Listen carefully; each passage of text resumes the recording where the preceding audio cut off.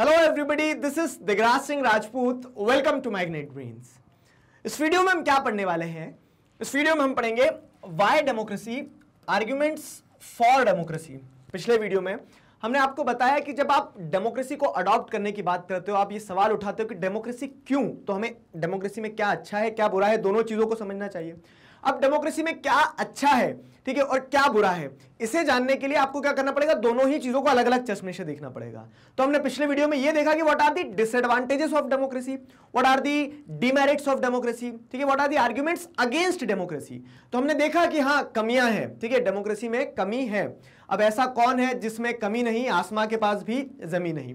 तो उस हिसाब से हमने देखा कि कुछ लूप होल्स है डेमोक्रेसी में, उसके बावजूद भी हम डेमोक्रेसी को अडॉप्ट कर रहे हैं। क्यों? क्योंकि हम सवाल ये उठाते हैं कि डेमोक्रेसी सबसे बेस्ट फॉर्म ऑफ गवर्नमेंट है या नहीं।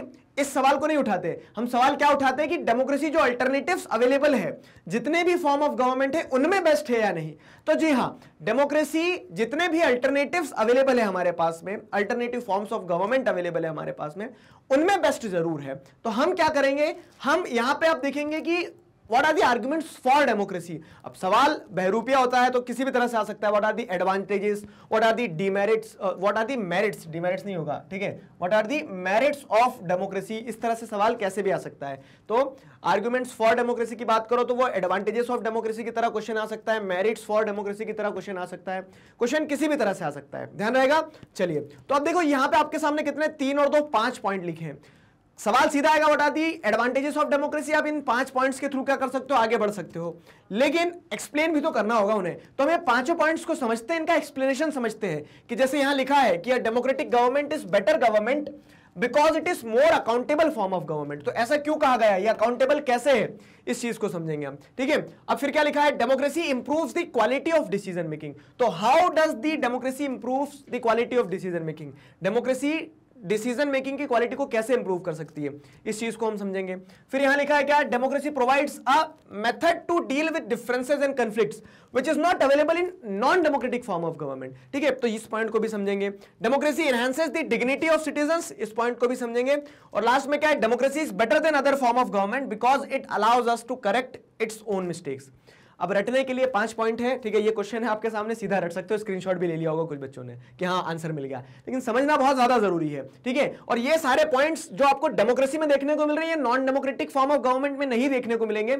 और यही सारे पॉइंट्स डेमोक्रेसी को best among the alternatives available बनाता है कि जो दूसरे फॉर्म ऑफ गवर्नमेंट अवेलेबल है, जैसे डिक्टेटरशिप है, मोनार्की है, उन सब में बेहतर डेमोक्रेसी इसलिए क्योंकि डेमोक्रेसी में ये सारे पॉइंट्स हैं, ठीक है, ये सारे एडवांटेजेस हैं।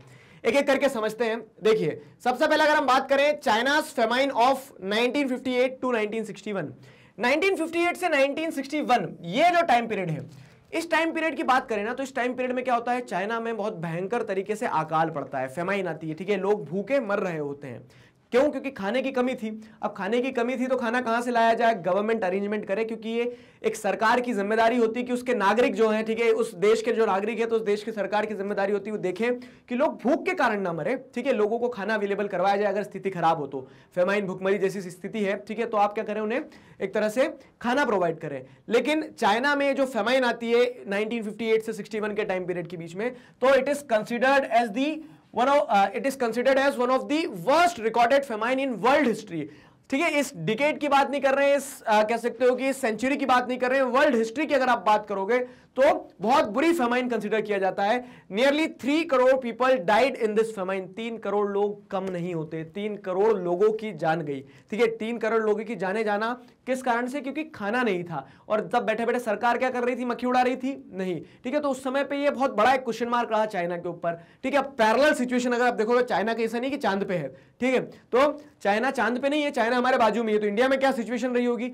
इंडिया में भी सिचुएशन खराब थी, इंडिया में भी फेमाइन लाइक सिचुएशन थी, लेकिन इंडियन गवर्नमेंट ने बाकी सारी चीजों को एक तरफ रखते हुए स्थिति को संभालने का प्रयास किया, ठीक है। इंडिया में भी इकोनॉमिक सिचुएशंस उतनी अच्छी नहीं थी, इंडिया में भी खाने की कमी थी, लेकिन इंडिया में आप जैसे देखोगे तो इंडियन गवर्नमेंट ने क्या करा, अपने कंधे मजबूत रखते हुए जिम्मेदारी संभाली इन कंधों पे कि नहीं, लोगों को भूखे नहीं मरने देना है, ठीक है। अब बोलोगे क्या सर, ये चाइना की गवर्नमेंट के सगे लोग नहीं थे और हमारी गवर्नमेंट के लोग सगे थे?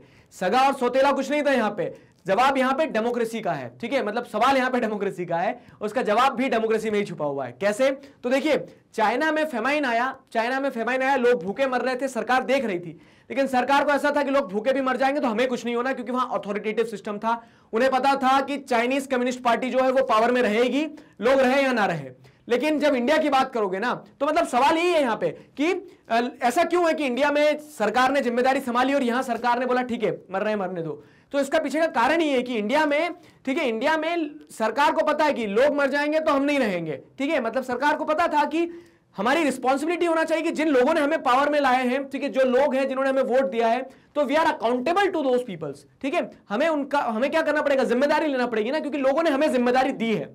तो इस तरह से यही एक डिफरेंशिएटिंग पॉइंट हो जाता है। तो the existence of democracy in India made the Indian government respond to food scarcity in a way that Chinese government did not, ठीक है, क्योंकि इंडिया में डेमोक्रेसी थी, तो उस डेमोक्रेसी के चलते गवर्नमेंट के ऊपर प्रेशर था, गवर्नमेंट के ऊपर अकाउंटेबिलिटी थी कि भैया लोग भूखे मर रहे हैं तो उनकी भूख को एड्रेस किया जाए, उन्हें खाना दिया जाए, फूड स्कैरसिटी जो है तो उस स्कैरसिटी को खत्म किया जाए।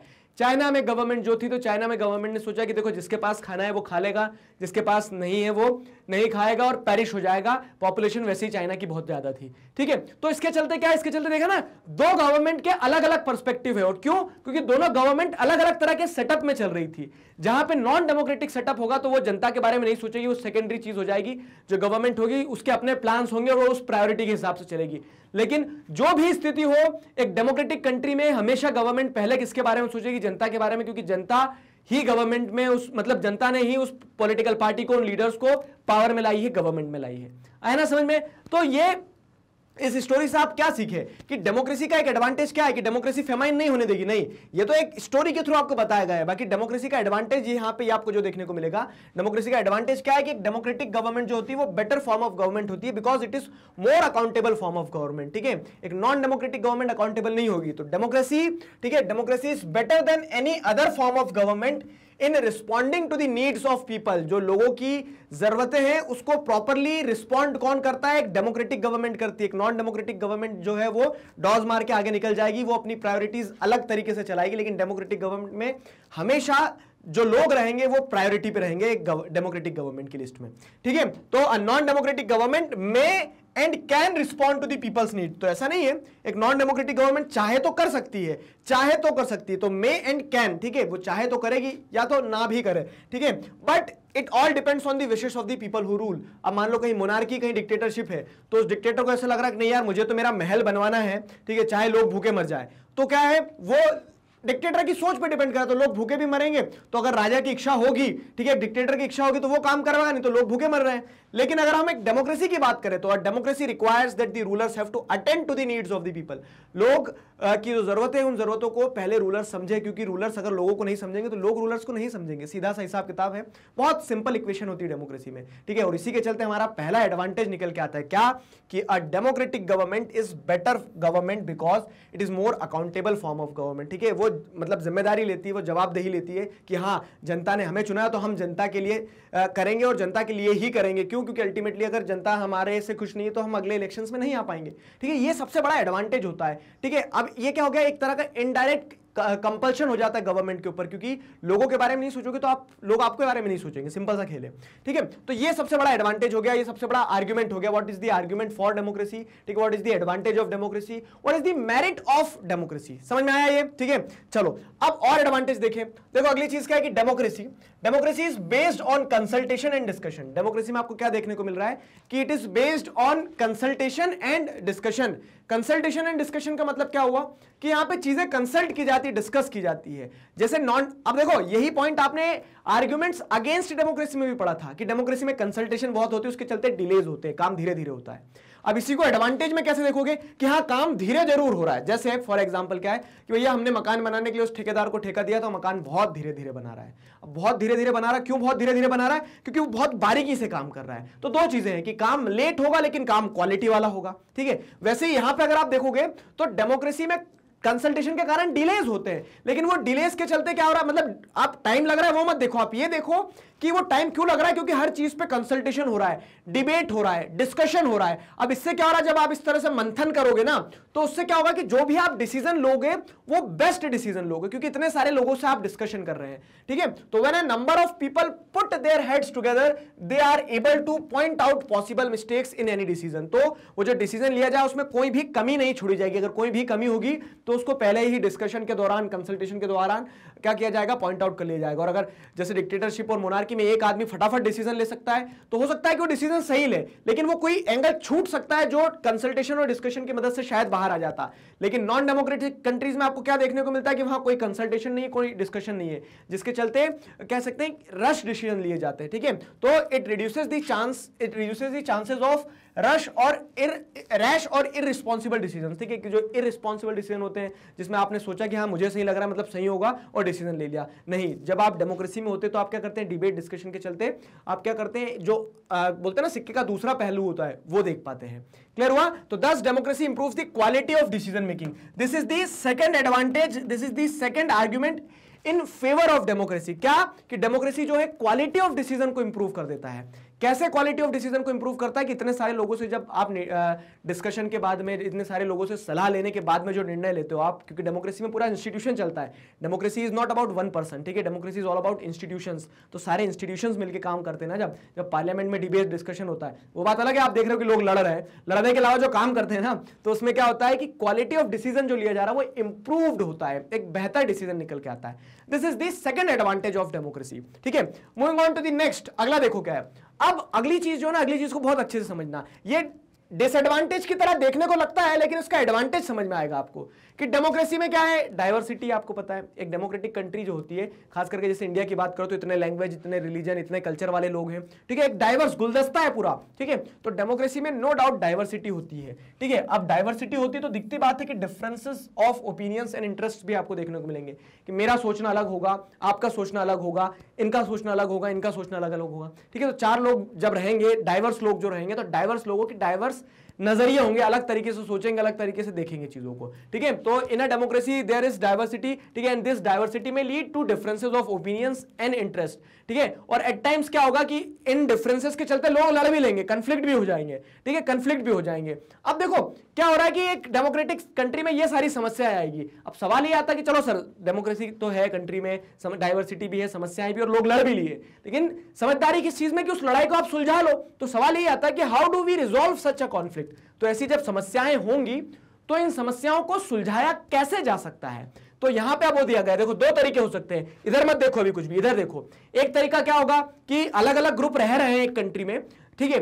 अब उस कंट्री में क्या होता है कि दो ग्रुप्स के बीच में लड़ाइयां होती है, तो एक तरीका सुलझाने का ये होता है कि जो पावरफुल ग्रुप है वो लेस पावरफुल ग्रुप को क्या करता है, मार पीट के समझा देता है कि चुपचाप मान लो हमारी बात, नहीं तो मार पीट पीट के समझा देंगे, ठीक है। तो powerful groups can suppress less powerful group and dominate. तो एक तरीका ये हो सकता है कंफ्लिक्ट रिजॉल्व करने का, ठीक है, कि जो पावरफुल है तो सर्वाइवल ऑफ द फिटेस्ट वाला रूल चलेगा कि जो ज्यादा फिट है, जो ज्यादा सर्वाइव कर मतलब जो ज्यादा पावरफुल है वो सर्वाइव कर जाएगा, वो डोमिनेट कर जाएगा। और दूसरा ग्रुप जो है तो ना दिक्कत है तो चुपचाप बैठे रहो, नहीं तो मारेंगे, ठीक है। ये एक तरीका हो सकता है, लेकिन इससे होगा क्या, इससे परमानेंट सोल्यूशन नहीं मिलेगा। जो दूसरा ग्रुप है वो हमेशा नाखुश रहेगा, अनहैप्पी रहेगा, रिजेंटमेंट आएगा उनकी तरफ से, वो कोशिश करेंगे कि नहीं हमारे साथ गलत हुआ है, हुआ भी ये गलत रास्ता है। दूसरा रास्ता क्या होता है पता है कि डेमोक्रेसी है, डाइवर्सिटी है, डिफरेंसेस ऑफ ओपिनियन है, डिफरेंसेस ऑफ ओपिनियन के चलते क्या होता है, कंफ्लिक्ट भी हो जाते हैं। इन कंफ्लिक्ट को रिजॉल्व डेमोक्रेसी में बेहतर तरीके से किया जा सकता है। क्यों?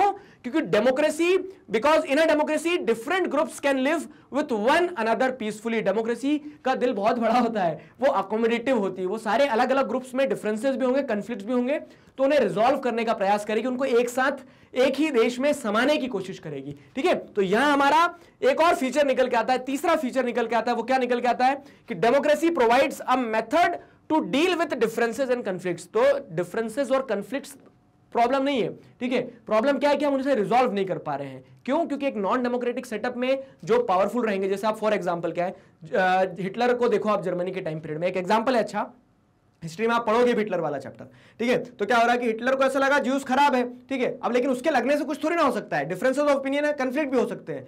लेकिन अगर डेमोक्रेसी होती तो हिटलर कुछ नहीं कर पाता। अब डिक्टेटरशिप थी तो उसने क्या दूसरा रास्ता अपनाया, उसने बोला कि नहीं ज्यूस पसंद नहीं है तो इन ज्यूस को क्या कर दो, सप्रेस कर दिया जाए, एलिमिनेट कर दिया जाए। आगे समझ में? तो इस तरह से क्या है, नॉन डेमोक्रेटिक सेटअप जो है वो शायद डाइवर्सिटी को उतनी अच्छी तरह से डील ना करे, ठीक है, अकोमोडेट ना कर पाए, लेकिन एक डेमोक्रेटिक सेटअप की तो खूबसूरती इसी चीज में है, क्या कि democracy provides a method to deal with differences and conflicts. Differences और कन्फ्लिक्ट्स हो सकते हैं, लेकिन उनको रिजॉल्व करने का प्रयास किया जाता है डेमोक्रेसी में, ना कि सप्रेस करने का, ठीक है। एक बहुत अच्छी चीज यहां ये बताता हूं, क्या, it is not our differences that divides us, it is not our differences that divides us, it's our inability to celebrate those differences, ठीक है। आपके अंदर डिफरेंसेस तो होंगे, स्वाभाविक है, आप अलग दिखोगे, मैं अलग दिखूंगा, आप अलग कास्ट से हैं, मैं अलग कास्ट से हूं, आप अलग रिलीजन से, मैं अलग रिलीजन से हूं, हमारे डिफरेंसेस से हम डिवाइड नहीं हो गए, लेकिन अगर हम उन डिफरेंसेस को जी ना पाए, उन्हें सेलिब्रेट ना कर पाए, तब हम डिवाइड होते हैं, ठीक है।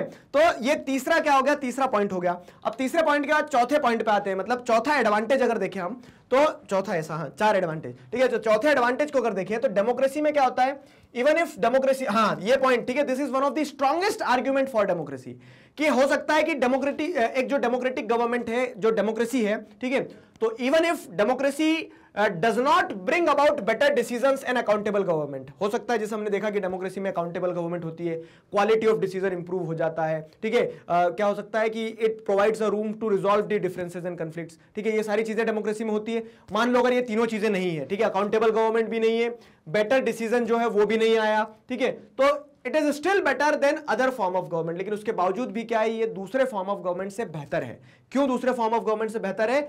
क्योंकि because it does a lot to the citizens, ठीक है, लेकिन वो मतलब क्यों दूसरे फॉर्म ऑफ गवर्नमेंट से, देखो ये थोड़ा सा कंफ्यूजिंग लग सकता है, लेकिन कंफ्यूजिंग है नहीं, समझना अच्छे से, कि डेमोक्रेसी, हो सकता है डेमोक्रेसी अकाउंटेबल ना हो, जो हम पीछे पड़ के आए, हो सकता है डेमोक्रेसी में जो डिसीजन लिया जा रहा है वो क्वालिटेटिव डिसीजन ना हो, कुछ भी ले लिया, खूब डिबेट डिस्कशन किया, लेकिन तो भी कोई डिसीजन ले लिया, लेकिन उन सारी चीजों के बावजूद भी, इन सारे ऑड्स के बावजूद भी democracy he better form of government है।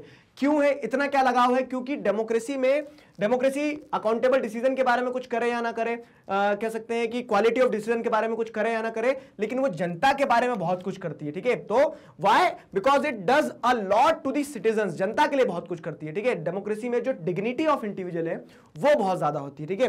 Democracy is based on the principle of political equality, जैसे मैंने आपको बताया ना कि democracy is to the people, for the people, by the people.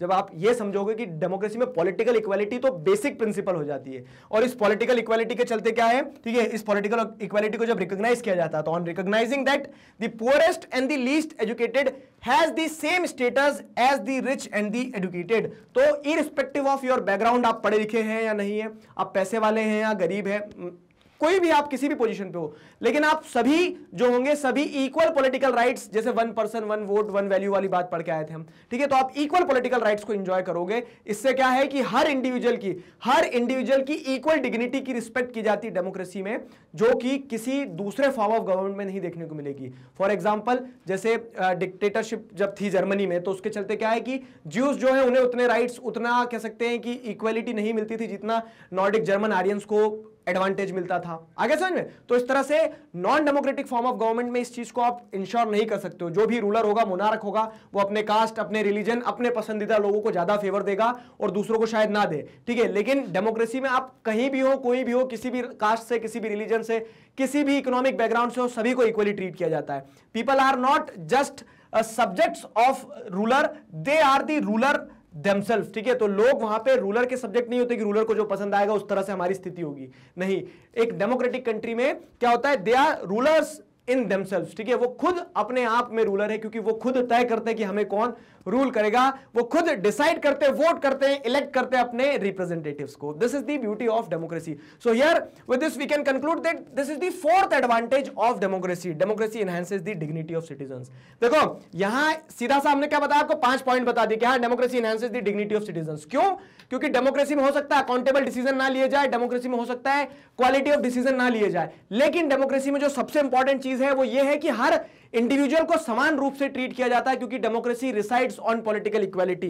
तो democracy enhances the dignity of citizens, this is the fourth advantage of democracy. अब fifth advantage की अगर हम बात करें तो ये क्या कहता है, देखो, there is no guarantee that mistakes can not be made in democracy. अब देखो गलतियों की अगर बात करें ना, तो गलतियां तो मास्टर्स जो होंगे ना वो भी गलतियां कर सकते हैं। गलतियां ऐसा नहीं है कि गलतियां जो एक कह सकते हैं कि डेमोक्रेसी ऐसी फॉर्म ऑफ गवर्नमेंट में जिसमें गलतियां ना हो, गलतियां करना तो जीवन का एक अभिन्न अंग है। गलतियां नहीं करेगा तो सीखेगा कैसे इंसान, ठीक है। तो apart from the lecture this is the most important thing to be noted here कि गलतियां करो, ठीक है, गलतियों से ही तो सीखते हैं। लेकिन इसका मतलब ये नहीं कि हमेशा गलती करते रहे, दूसरों की गलतियों से भी सीख लो, ठीक है, दूसरों की गलतियों से भी सीख लो। तो अल्टीमेटली ये है कि गलतियां बुरी चीज नहीं है, गलतियां सिखाती हैं, ठीक है, ठीक है। तो वैसे ही आप क्या कहोगे कि there is no guarantee that mistakes can not be made in democracy. Democracy में भी गलतियां हो सकती है। एक डेमोक्रेटिकली टेकन डिसीजन जो होता है वो भी गलत हो सकता है। आपने खूब डिबेट डिस्कशन किया और डिसीजन लिया लेकिन वो गलत साबित हो गया, हो सकता है। लेकिन होता क्या है कि but in a democracy there is space for public discussion on these mistakes and there is a room for correction. देखो ये चीज बहुत अच्छी है समझना। और मैं एक चीज बता रहा हूं आपको, देखो मैं आपको चैप्टर पढ़ाता हूं, ठीक है, लेकिन और मतलब मैं आपको दिशाएं दिखाता हूं कि जब आप ये चैप्टर पढ़ रहे हो ना तो इसको अपने इर्द गिर्द देखना कि क्या हमारी गवर्नमेंट ऐसे डिसीजन ले रही है, क्या हमारी गवर्नमेंट इस डेफिनेशन में, सांचे में सेट हो रही है, नहीं हो रही है, ये सारी चीजों को भी ध्यान रखना, ठीक है। तो जैसे यहां पे क्या लिखा है कि there is no guarantee that mistakes can not be made in democracy. I agree with this कि डेमोक्रेसी में गलतियां हो सकती है, लेकिन क्या होता है, एक नॉन डेमोक्रेटिक सेटअप जो होगा ना, एक ऑथोरिटेटिव रूलर जो होगा ना, तो वो अपनी गलतियों पे मिट्टी डालेगा। मिट्टी कैसे डालेगा? जनता को दिख रहा है कि आपने गलत किया है, ठीक है, आपके द्वारा जो निर्णय लिए गए वो एक तरह के क्या थे, गलत निर्णय थे। लेकिन एक नॉन डेमोक्रेटिक सिस्टम में उस निर्णय को गलत कभी साबित कोई बोलेगा ही नहीं, ठीक है। भैंस जा रही होगी तो भी क्या बोलेंगे, नहीं ये तो गाय है, क्यों? क्योंकि रूलर को लग रहा है कि ये गाय है, ठीक है। तो नॉन डेमोक्रेटिक सेटअप में क्या होगा कि वो गलतियों पे पर्दा डालने की कोशिश करेंगे, मिट्टी डालने की कोशिश करेंगे। लेकिन डेमोक्रेसी का ये एडवांटेज है कि डेमोक्रेसी में अगर कोई गलती हो भी रही है ना, हो सकती है गलतियां, लेकिन गलती अगर होगी तो वो गलती क्या हो जाएगी, वो गलती पब्लिक डिस्कशन की स्पेस में आएगी, ठीक है, on these mistakes and there is a room for correction. तो जब लोग डिस्कस करेंगे वो गलती दिखेगी ना कि हाँ हमारे लीडर ने निर्णय लिया और एक गलत निर्णय था, तो अब गलत निर्णय था तो गलत था, गलत को गलत ही बोलेंगे और उसके ऊपर क्या किया जा सकता है, डिस्कशन किया जा सकता है। There is a room to correct those mistakes, ठीक है, उन गलतियों को सुधारने के लिए मौका मिलता है। कैसे कि हमने इस बार चुन के तो गलती कर ली, आपको अगली बार हम हमारी गलती सुधार लेंगे। आगे समझ में? तो लीडर्स अगर गलतियां करते हैं तो वो अपनी गलतियां खुद सुधार सकते हैं, वो नहीं सुधारेंगे तो लोग सुधार सकते हैं, ठीक है। Either the rulers have to change their decisions, गलत निर्णय लोगे और सोचोगे कि बने रहेंगे, तो ये नॉन डेमोक्रेटिक सेटअप में हो सकता है। नॉन डेमोक्रेटिक सेटअप में क्या होगा कि मोनार्क जो उसने बोल दिया मैंने निर्णय लिया, गलत लिया, लेकिन तुम क्या कर लोगे, मेरा मैं ही राजा बना रहूंगा। लेकिन डेमोक्रेसी में ऐसा नहीं है, ठीक है। क्यों? क्योंकि बाबू डेमोक्रेसी में सीधा सा खेल है कि रूलर्स अगर गलत निर्णय लेगा तो अपने निर्णय बदल ले, या तो नहीं तो सिंहासन छोड़ो कि जनता आती है, ठीक है। और दी रूलर्स कैन बी चेंज, तो रूलर्स अगर डिसीजन नहीं बदलेंगे तो रूलर्स को बदल दिया जाएगा, सीधा सा गणित, ठीक है। तो यहां पे आपका पांचवा एडवांटेज निकल के आता है कि democracy is better than other forms of government because it allows us to correct its own mistake. अगर हमने चूज किया गवर्नमेंट को, गवर्नमेंट ने हमारे बिहाफ पे डिसीजन लिया, अगर गलत डिसीजन लिया तो वो अपनी गलतियों को सुधार सकती है। अगर नहीं सुधारेगी तो हम क्या कर सकते हैं, गवर्नमेंट को सुधार सकते हैं, चेंज कर सकते हैं, ठीक है। तो democracy is better than other form of government because it allows us to correct its own mistakes. So this was the fifth point, ठीक है, ये पांचवा एडवांटेज था। अब देखो 5 एडवांटेज हमने पढ़े, अब एक बार फिर से उसको रिकॉल करते हैं। देखो यहाँ पे ये 5 एडवांटेज आपने पढ़े, आपने समझा कि हाँ democratic government better form of government है, क्यों? क्योंकि इट इज मोर अकाउंटेबल। दूसरी चीज आपने क्या समझी कि क्वालिटी ऑफ डिसीजन इंप्रूव होता है क्योंकि डिबेट डिस्कशन पर बेस्ड रहते हैं डेमोक्रेसी में डिसीजंस। तीसरी चीज आपने पढ़ी क्या कि it provides a method to deal with differences and conflicts. Diversity होगी लेकिन उस डाइवर्सिटी को अकोमोडेट करने की बात की जाती है, रिजॉल्व करने की बात की जाती है डेमोक्रेसी में, जो कि नॉन डेमोक्रेटिक सिस्टम में नहीं मिलेगी। चौथी चीज हमने क्या देखी कि डेमोक्रेसी जो है इंडिविजुअल्स की डिग्निटी को एनहांस करती है क्योंकि it is based on the idea of political equality. और पांचवी चीज जो आपने सीखी क्या कि डेमोक्रेसी में गलतियां अगर होती भी है तो डेमोक्रेसी क्या करती है, दूसरे फॉर्म ऑफ गवर्नमेंट से बेहतर है क्योंकि दूसरे फॉर्म ऑफ गवर्नमेंट में गलतियों को सुधारने का मौका नहीं मिलता है, गलतियों को ढांक दिया जाता है। लेकिन यहां पे गलतियां पब्लिक डिस्कशन में आती है, ठीक है, उसको आप करेक्ट कर सकते हो, ठीक। तो democracy is better than other form of government because it allows us to correct its own mistakes. So these are the 5 advantages of, these are the 5 arguments for democracy which we have discussed just right now. ठीक है, तो इसी तरह से हमारा what is democracy, why democracy दोनों pillars complete हो गए। एक टॉपिक और बच रहा है जो है ब्रॉडर मीनिंग ऑफ डेमोक्रेसी, जो हम नेक्स्ट वीडियो में पढ़ेंगे। मैग्नेट ब्रेन्स पर इसी तरह से सभी सब्जेक्ट्स, चैप्टर्स, टॉपिक, सब कुछ सिस्टमैटिक वे में वीडियोस के फॉर्मेट में अवेलेबल है। इन वीडियोस को आप बहुत आसानी से घर बैठे देख सकते हैं, अपना सिलेबस कंप्लीट कर सकते हैं। अपने जूनियर्स और सीनियर्स को जरूर बताइए मैग्नेट ब्रेन्स के बारे में। ये सभी वीडियोस आपको यूट्यूब चैनल पर मिल जाएंगे और आप हमारी ऑफिशियल वेबसाइट भी विजिट कर सकते हैं जो है magnetbrains.com। magnetbrains.com पर आपको इस तरह का एक इंटरफेस आएगा। वेबसाइट पर क्लिक करते हुए अपनी क्लास सेलेक्ट करना है, सारे सब्जेक्ट्स आ जाएंगे, अपना सब्जेक्ट सेलेक्ट करना है, चैप्टर, टॉपिक, सब टॉपिक सेलेक्ट करना है, आराम से घर बैठे सिलेबस कंप्लीट करो। ठीक है, किंडरगार्टन से क्लास 12 तक सब कुछ इसी तरह से अवेलेबल है। मिलते हैं नेक्स्ट वीडियो में। Till then stay connected, keep learning. Thank you very much.